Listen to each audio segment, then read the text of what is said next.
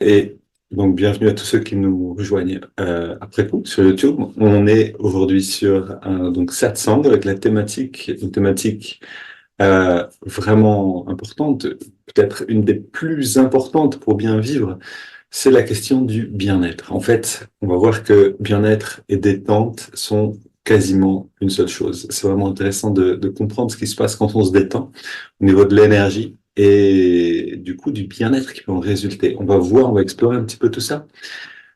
Et puis on aura aussi un temps pour ceux qui sont là maintenant en live pour se retrouver en petit groupe et parler justement de cette qualité-là dans nos vies.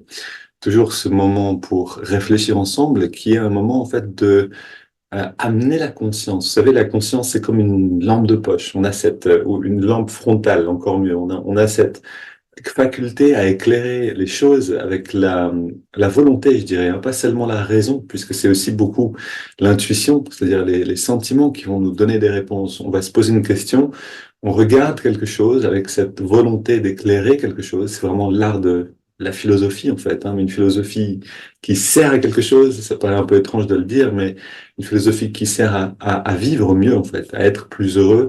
Et avec cette lampe frontale de la volonté, on éclaire quelque chose et on reçoit des réponses au niveau du cœur, au niveau de l'intuition. Donc ça, c'est aussi un enseignement du Vélanda, l'émetteur, le récepteur d'un même appareil intuitif. Et on va profiter donc voilà, des petits groupes toujours à la fin des satsangs. Donc c'est vraiment une invitation pour ceux qui voient aussi cette vidéo sur YouTube en décalé. Si vous voulez partager à ces moments-là, rejoignez-nous le samedi à 9 heures. Vous pouvez simplement nous écrire un message, un mail, et on vous envoie les liens. Et du coup, on a cette pratique qui est vraiment particulière. C'est-à-dire que d'un côté, OK, on va pratiquer ensemble. On va, je vais vous parler un petit peu de cet élément de la détente, puisque c'est quelque chose d'essentiel, quelle que soit notre même pratique spirituelle. Et puis, on va aller nous-mêmes explorer la chose. Et ça, c'est très précieux. C'est-à-dire, j'utilise moi-même ma conscience et j'explore la chose. On va aller à la partie satsang, euh, donc de ce webinaire et jouer un petit peu à ça. C'est-à-dire, là, pendant que je vous guide, OK, on donne toute notre attention à cette qualité de conscience. Maintenant, ok, je pense à parler un peu plus de différentes choses. Est-ce que vous pouvez garder comme en fond d'écran ce bien-être, cette qualité de conscience?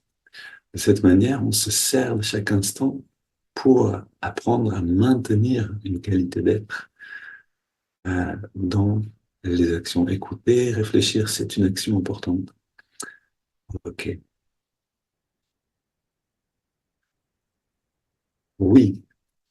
Donc, ce qu'on vient de faire ça s'appelle une rotation. C'est dans la technique c'est une technique du yoga nidra. C'est la première. C'est-à-dire, dans le yoga nidra, le yoga du sommeil, on s'allonge et on va à travers le corps. C'est la première chose pour arriver à cette grande détente. Ce,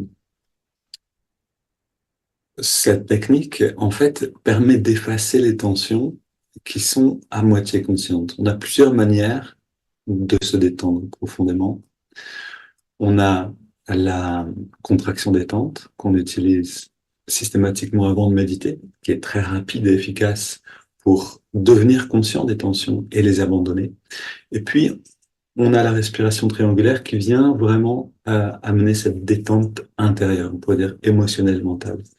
Maintenant, ce que je viens de pratiquer avec vous, euh, c'est quelque chose que je partage volontiers, ou que voilà j'amène en plus dans mes pratiques toujours en fait, hein, parce que j'ai vu que ça permet de devenir profondément conscient d'endroits dans le corps dont on n'est pas conscient de ces endroits-là si on ne prend pas le temps de résider un petit peu dans ces endroits-là.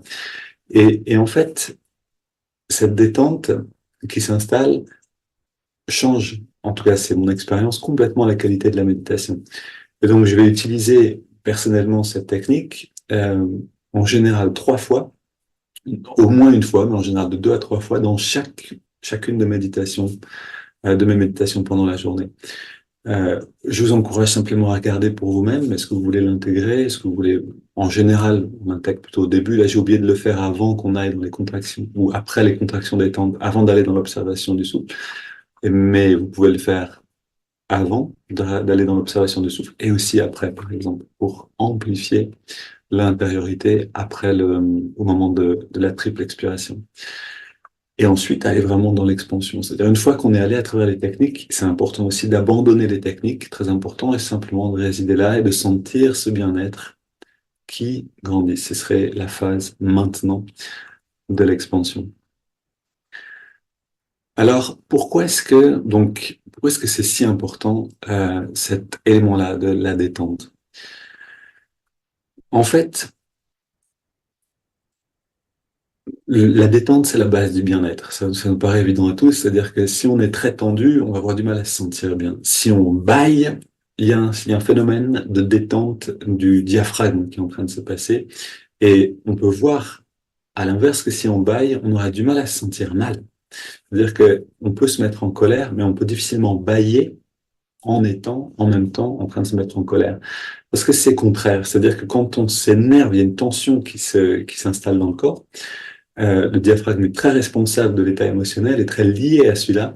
Et quand on bâille, on se détend. Il y a quelque chose qui lâche prise avec les tensions intérieures. Et donc, littéralement, cet état de la détente en nous détermine à quel niveau de bien-être on peut accéder. Alors, il y a aussi une phrase de Swami Kriyananda qui peut nous inspirer dans cette direction, qui définit la méditation en disant la méditation, c'est un état de profonde relaxation avec une attention orientée vers le haut. Alors, qu'est-ce qui se passe quand on se détend profondément? Donc là, je répète ce que vous trouvez dans le cours, premier module, deuxième leçon. Notre énergie va pouvoir se libérer de la surface, c'est-à-dire du corps, et être disponible pour méditer ou faire autre chose. Et en fait, cette manière de récupérer nos énergies par la détente, elle est indispensable. Si on commence à méditer dans une tension, si on ne prend pas le temps de préparer le corps pour aller dans la méditation, on va être l'esclave finalement de nos tensions, on va rester à la surface dans une expérience relativement frustrante de rester dans un brouillard mental. Pourquoi un brouillard mental? Parce que pour chaque tension mentale, c'est-à-dire des pensées qui viennent on pourrait dire nous hanter un petit peu, s'il y a des choses qui nous posent souci dans la journée, euh, on a tendance à y revenir régulièrement, ou elles ont tendance à nous envoyer régulièrement, et ça, c'est vraiment des tensions mentales. Pour chaque tension mentale correspond une tension physique. C'est beaucoup plus difficile d'annuler les tensions mentales que de travailler sur les tensions du corps. Et donc, à partir du moment où on peut prendre vraiment la conscience de, OK, là, j'ai l'épaule qui est un petit peu relevée pour rien, et j'ai une sensation un petit peu d'anxiété face à une responsabilité. Si j'arrive à relâcher cette épaule, c'est étrange, mais cette anxiété disparaît aussi. Elle a tendance à s'évanouir. Et donc, c'est plus facile d'aller dans ce sens-là que dans l'autre sens. Si je pense à cette anxiété, elle va avoir tendance à être nourrie par le fait que je la regarde. Et donc, l'épaule va peut-être justement encore être plus contractée. Donc, ça va être un autre chemin. Le chemin simplement d'atteindre la détente, c'est regarder le bien-être et l'anxiété disparaît. Maintenant, la méditation est vraiment, dans le meilleur des cas, un moyen profond de transformer la conscience. C'est-à-dire que on est tel qu'on est, on médite et on se sent plus libre. Et ok, cette liberté va transformer notre manière d'interagir avec le monde. Et ça, cette interaction, c'est la validation de qui on est maintenant. C'est-à-dire que c'est parce qu'on valide dans l'interaction avec les gens qu'on est plus détendu, plus patient, plus gentil, plus tout ce que vous voulez. En fait, l'expression de ce bien-être et de cette détente, que on devient quelqu'un d'autre.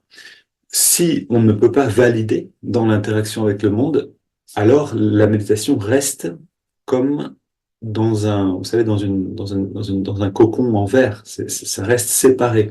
Donc ça peut pas vraiment, c'est comme une petite plante qui serait enfermée à un moment, il faut enlever la plante du petit pot là pour mettre la graine, défaire un petit peu les racines, hein, hop là, et puis on la met et elle se débrouille, elle grandit. Et on a besoin de ces deux choses. Et en fait, la transformation donc se fait quand on peut regarder. Ok, c'est vraiment en fait relativement simple. C'est tellement simple que on se demande même mais est-ce qu'il y a besoin d'une méthode? Oui, en fait, il y a besoin d'une méthode parce que on est pris dans des tensions. Sinon, il n'y en aurait pas besoin. Et une fois qu'on a réussi à aller dans cette détente et dans cet espace intérieur, alors on peut simplement regarder. Et donc, quand on est, on va dire, dans le ciel bleu de la détente, quand un nuage vient, une tension, on peut la regarder et elle peut se dissoudre. Parce que la conscience est là, parce qu'il y a plus de conscience que de brouillard.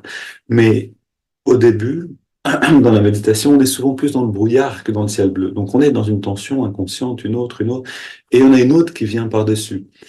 On ne peut même pas la voir, parce que quand on est dans le brouillard, le nuage n'est pas visible. Donc ça, c'est la première chose pour que nos méditations puissent vraiment profiter euh, de ce pouvoir de transformation. On a besoin de retourner dans un ciel bleu intérieur. Et donc, c'est ce qu'on prend le temps de faire avec les contractions détente et la respiration triangulaire. Mais c'est ce que je vous encourage grandement à faire avec une technique comme la rotation de la conscience. Vous pouvez en choisir une autre. Vous pouvez passer à travers le corps comme le scanner de la conscience d'une autre manière. Moi, j'ai choisi celle-là et je m'y tiens simplement. Et je vous encourage aussi à l'amener dans votre vie de tous les jours, c'est-à-dire pas seulement quand vous méditez, mais en particulier quand vous allez dormir, de prendre le temps, voilà, de vous allonger dans votre posture pour vous endormir et puis de passer à travers le corps de manière systématique. Parce que en faisant les choses tous les jours de la même manière, un chemin neuronal se forme et ça va aller de plus en plus vite, de plus en plus facilement. Et ça, donc, vous l'emmenez avec vous pour vous endormir. Vous allez voir que vous allez vous endormir de mieux en mieux, de plus en plus vite. Et d'un autre côté, à chaque fois que vous allez méditer, le même système, c'est-à-dire la même pratique va améliorer votre qualité de méditation.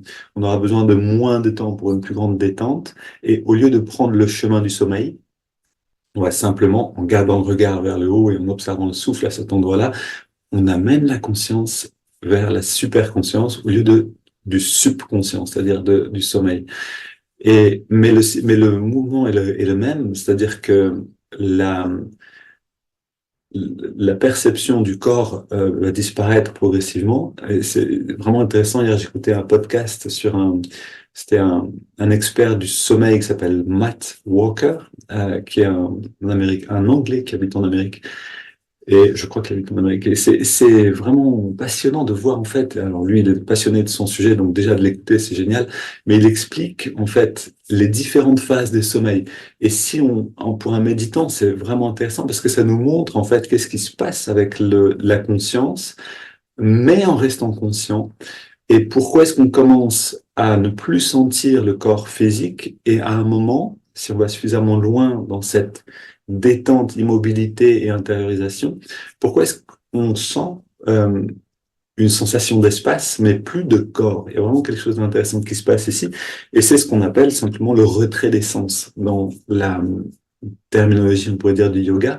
C'est-à-dire qu'il y a un moment où, en effet, l'énergie des sens se retire du monde et on est dans ce qu'on appelle la phase non-REM sleep, phase 1 ou 2, c'est-à-dire on est en train de descendre dans la profondeur de la conscience en se retirant.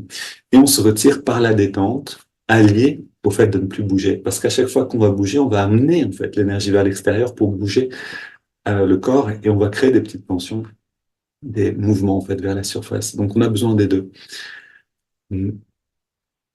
Oui, donc je répète, pour chaque tension physique, il existe une tension mentale correspondante. En fait, on peut penser à l'inverse, pour chaque tension mentale, une tension physique correspondante, et on travaille cette, euh, sur cette dimension du physique. Mais si on regarde un peu, c'est intéressant. Quand vous êtes en train de vous préparer à méditer, observez votre corps. Si vous sentez une impulsion pour agir, par exemple, il faut vraiment que je m'occupe de faire la cuisine quand même, je reçois des gens, etc. Vous allez sentir que vos jambes vont se mettre typiquement à être un petit peu tendues, des micro-tensions dans les jambes, parce que le corps est en train de se préparer à aller dans la cuisine. Ou peut-être dans les mains, parce que le corps se prépare à couper les légumes. Ou si vous pensez, il faut vraiment que je dise telle et telle chose à telle personne, ou vous entretenez simplement un dialogue intérieur avec quelqu'un, c'est la langue qui va bouger un petit peu dans tous les sens. Et parce qu'on va commencer à aller dans l'action elle-même, en fait, intérieurement. Et donc, il y a des techniques que vous allez voir petit à petit pour, par exemple, que la langue nous laisse tranquille et donc que le dialogue s'apaise beaucoup mieux. Mais vous pouvez déjà simplement regarder et en regardant ces tensions s'installer dans le corps et en y renonçant, c'est-à-dire vraiment juste, OK, je commence à sentir, je relâche, on revient vers le calme intérieur qui nous permet d'aller vers la méditation. Dans la Bhagavad Gita, Arjuna, alors la Bhagavad Gita, c'est vraiment un merveilleux texte, c'est l'essence du chemin spirituel pour tout aspirant spirituel, quelle que soit à sa tradition. Et donc, dans ce texte, la Bhagavad Gita, qui est un dialogue entre Krishna et Arjuna, Krishna représente le maître spirituel, qu'on peut aussi voir comme l'intuition, et Arjuna représente l'aspirant spirituel, qu'on peut aussi voir comme l'individu, la personnalité qui a besoin de grandir pour finalement se dissoudre dans la grande conscience. Et donc, Arjuna demande dans le chapitre 6, verset 34, voilà ce qu'il dit. Le mental, ô Krishna, est mouvant, impétueux, puissant et obstiné.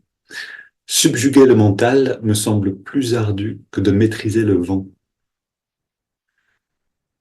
Okay? Le mental, ô Krishna, est mouvant, impétueux, puissant et obstiné. Le subjuguer me semble plus ardu que de maîtriser le vent. Alors, il y a vraiment cette dimension un peu cachée ou cachée. On la trouve rapidement, elle n'est pas si cachée que ça, mais qui est assez fascinante. C'est qu'ici, il parle du vent, oui. Le vent, ok, mais c'est la respiration, bien sûr. C'est-à-dire que le mental est plus difficile à maîtriser que de maîtriser le souffle. En réalité, si on peut travailler sur le souffle, on va atteindre une détente qui va être beaucoup plus aisée à atteindre que simplement en regardant le mental. Et le mental va commencer à se calmer parce qu'on travaille sur la respire et que la respiration et le mental sont complètement unis en fait. Maintenant, observer le mental, c'est-à-dire observer le souffle, va nous permettre d'engager ce cercle vertueux que vous avez bien décrit dans le cours en ligne, qui va nous emmener de plus en plus vers l'intérieur. On observe le souffle, le mental se calme. Parce que le mental se calme, on peut mieux observer le souffle, et etc. Voilà, je vais terminer bientôt avec la partie 700. Juste encore quelques détails.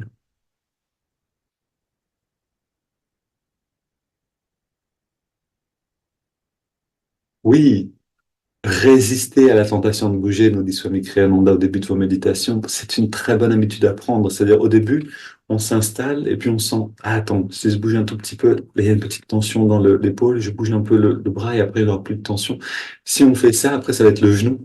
On va se dire, attends, je bouge un petit peu le pied et ensuite ça va. Ou alors, ok, attends, juste. Hein. Et finalement, on peut passer notre méditation à ajuster à l'infini une posture. Et c'est un petit peu le piège. C'est-à-dire que si on veut à un moment vraiment rentrer à l'intérieur, aller au-delà de la posture, au-delà du corps physique, à un moment, on a besoin de dire, OK, je pourrais sans doute améliorer la posture, mais j'arrête simplement. J'arrête de bouger, je renonce, je me détends. Et il y a un moment où dans cette détente et cette immobilité, on sent plus de nécessité d'améliorer quoi que ce soit. Et ça, c'est vraiment un des signes qu'on est en train de passer vers le retrait d'essence. Donc, je le dis aussi pour ceux qui ne sentent pas encore ce moment agréable de voilà, je sens plus mon corps, je me sens bien. Quelquefois, pour certains, ça va très vite, pour d'autres, ça prend plus de temps. C'est très lié à notre bagage karmique, si on veut. Les tensions dans le corps sont l'expression de ce bagage-là. Mais ne vous découragez pas si vous sentez pas encore cette phase-là, ça va venir. Et vous pouvez le voir déjà dans cette étape-là. C'est-à-dire, j'ai envie de bouger, de la posture, j'ai de l'agitation qui se manifeste un petit peu, j'y renonce, je me détends, et à un moment où j'ai beaucoup moins d'agitation. Et je suis déjà, en fait, sur le chemin du retrait d'essence.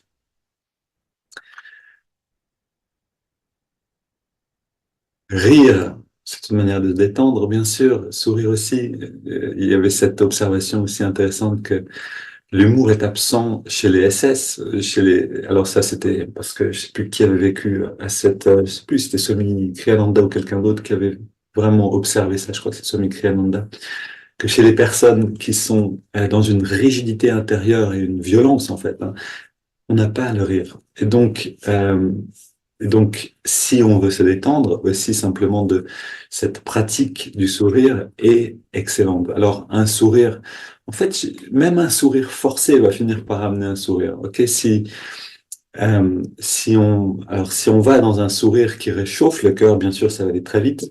Et si on le garde 5, 6 respires, on va sentir une différence claire à l'intérieur. Maintenant, qu'est-ce qui se passe quand on arrive à cet état de relaxation profonde avec une attention dirigée vers le haut? Cette définition que donne ce Michelanda de la méditation, qu'est-ce qui se passe? Eh ben, en fait, il y a un moment où les réalités subtiles deviennent perceptibles. Donc, c'est aussi ce qui nous intéresse, c'est qu'on n'est pas là juste à vouloir se détendre pour se détendre. Bien sûr, on veut se sentir bien et la détente dépend de ça, mais il y a un moment où l'énergie qu'on libère avec cette détente nous permet de rassembler suffisamment d'énergie pour, si on veut, éclairer des zones ou des réalités qui sont d'habitude trop subtiles pour être vécues. Et à ce moment-là, on va avoir en effet des perceptions plus subtiles. Alors, on a eu un très beau témoignage, je trouve, pendant cette semaine dans les forums. Je vous invite à aller le relire. C'était à propos de l'œil spirituel. En fait, j'aimerais bien vous le lire parce que je trouve que c'est très bien décrit. J'y suis dans une seconde. Ah. C'était mon premier forum. Et c'était cette description-là, parce que l'œil spirituel, oui, qu'est-ce que c'est? Ça peut paraître un petit peu ésotérique. Est-ce qu'on va voir un œil qui nous regarde? Vous savez, le Seigneur des Anneaux, qu'est-ce que ça veut dire en fait? Et voilà, c'est ici. Et en fait, euh, j'aime beaucoup cette description qui correspond complètement à ce dont je fais l'expérience aussi. Alors, voilà. Mm. Cet œil spirituel, je fais moi aussi l'expérience des caprices du troisième œil. Marie, je me régale à lire ce témoignage. Dans ces moments-là, je me concentre plutôt sur ma respiration pour rester dans l'instant présent et ne pas me laisser emporter par mes pensées. Mais cet œil spirituel est quand même assez fascinant. Lorsque je ferme les yeux, bien sûr, tout est noir. Mais c'est un noir profond, euh, donc plus profond que la nuit. Plus progressivement, je perçois un voile lumineux fait d'une quantité infinie de scintillements qui se mettent à s'agglutiner pour constituer une forme lumineuse comme flottante et mouvante. Elle finit par s'évaporer et parfois elle revient. Je trouve ça très très bien décrit. Et donc, c'est vraiment ce que je vois aussi, c'est-à-dire qu'il y a un moment où quand je suis suffisamment détendu et immobile, naturellement, il y a une sorte de quelque chose qui commence à se dessiner. Puis je m'y intéresse, ça disparaît. C'est assez intéressant quand le mental vient participer à la chose, on dit, oh, c'est intéressant, voilà quelque chose qui est en train de se passer. En général, euh, ça disparaît. Quand on arrive à retrouver ce calme intérieur, ça se manifeste à nouveau. Donc c'est vraiment quelque chose qu'on apprend à faire aussi.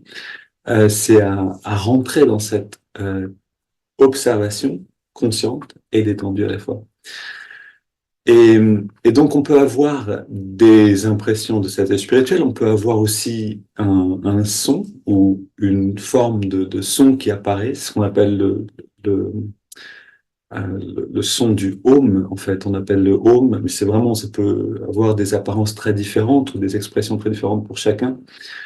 Euh, et donc, on est attentif à ces signes-là. Pourquoi est-ce qu'on est attentif à ces signes? Parce que c'est comme des repères sur le chemin.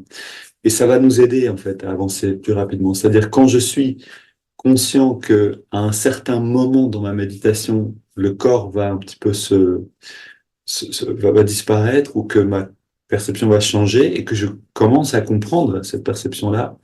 Ensuite, quand je vais la retrouver, euh, je sais où je suis. Vous savez, c'est comme c'est quand on va se promener, voilà, et que près de chez nous, il y a une source. Ok, je sais qu'après le rocher, il faut que je tourne à gauche. Ensuite, il y a un grand arbre. Ensuite, il y a un petit chemin, peut-être un lit de ruisseau desséché. Je marche à l'intérieur et j'arrive à la source qui est contre la montagne. C'est joli. On aime bien se promener et retrouver les repères sur le chemin. Et c'est pareil avec la méditation. C'est-à-dire que quand on commence à rencontrer, à connaître ces repères-là, on va pouvoir plus rapidement les retrouver aussi. Et en fait, les connaître va faire qu'on va les attendre. Et les attendre va les inviter, on va y retourner plus facilement. On va peut-être même pendant la journée, tout d'un coup, sentir ces qualités-là. Et c'est ce que nous disait Swami Kriyananda, qui disait quand j'écris les commentaires de la Bhagavad Gita, à certains moments, j'entends le son du Om et je sais que je suis dans l'interprétation juste ou dans quelque chose de juste. Donc c'est vraiment aussi des choses qui viennent petit à petit nous accompagner dans la journée, dans la vie et qui deviennent comme oui, des repères intérieurs. Tout va bien, je suis sur le bon chemin. Ok. Je voulais dire une dernière chose sur les causes des tensions, parce qu'il y a des causes qui sont profondes et qui sont difficilement accessibles. Euh, En fait, les tensions sont simplement l'expression, pardon, de quelque chose qui n'est pas tout à fait pacifié à l'intérieur de nous. On peut, si par exemple on a une tension parce qu'on a quelque chose à faire dans la semaine qui est un petit peu un défi, ok, ça nous cause une petite tension. Et ça, on peut, par exemple, se mettre en face de cette chose, respirer et l'accueillir jusqu'à transformer le sentiment et s'en sentir en fait assez rapidement libéré. Mais il peut y avoir des choses qui sont beaucoup plus profondes, beaucoup plus invisibles. Typiquement, des choses qui nous accompagnent parce qu'on a vécu dans un environnement avec une certaine tension, par exemple, ou parce que euh, un déséquilibre dans un système de famille s'est installé et nous accompagne dans notre vie. Euh, et en fait, ces tensions-là, on n'y arrive pas facilement à les conscientiser, à les détendre. Pourquoi est-ce que je vous parle de ça maintenant? Parce que on va organiser en décembre un week-end de constellation familiale avec quelqu'un qui habite dans une communauté Ananda en Italie. Radhika, elle s'appelle, une personne qu'on apprécie beaucoup, que les pèlerins qui sont allés en juin à Ananda Assis ont rencontré. Et donc, elle va venir pour travailler justement avec ceux qui le souhaitent. On a encore des places et donc, ce sera l'occasion d'un grand coup de balai, si vous voulez, de regarder vraiment, OK, où est-ce que je suis là au niveau familial, mais aussi au niveau euh, de ma vie, quelles sont les tensions à l'intérieur du corps que je n'arrive pas à comprendre, à pacifier. Pourquoi est-ce que telle ou telle difficulté dans ma vie vient? Ça peut être vraiment aussi la constellation euh, enfin, mettre en constellation, en situation une difficulté de santé ou de relation, etc. Comprendre la source et pacifier la chose. Donc ça, c'est aussi des outils qui sont très puissants pour aller vers un changement plus profond, si on veut, de tensions qui peuvent être quelquefois inaccessibles. Ok, j'ai bien parlé, je pense, enfin suffisamment en tout cas, bien, j'espère, mais suffisamment, je pense. Et